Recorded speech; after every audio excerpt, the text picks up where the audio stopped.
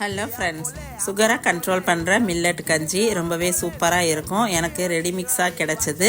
இதில் சேர்த்துருக்கிற அரிசி ஸ்பெஷலாக காட்டியானம் அரிசியெல்லாம் நம்ம எங்கே கிடைக்கிது அப்படின்னு தேடிட்டு இருக்கணும். இந்த மாதிரி ரெடி மிக்ஸாக இருந்தால் ரொம்ப யூஸ்ஃபுல்லாக இருக்கும்.